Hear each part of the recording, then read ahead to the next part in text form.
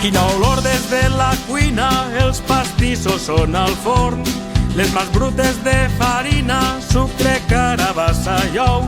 Trobarem a cada poble l'ingredient tradicional, compartim aquestes festes amb els dolços de Nadal. Arrop i talladetes i coquetes de sagí, pilotes ensucrades, coques fines i arnadí, pastissers de moniato, neules, casques i bunyols, confitxo, peladilles, rosegons o carquinyols. La la la la la la la la la la la la la la la.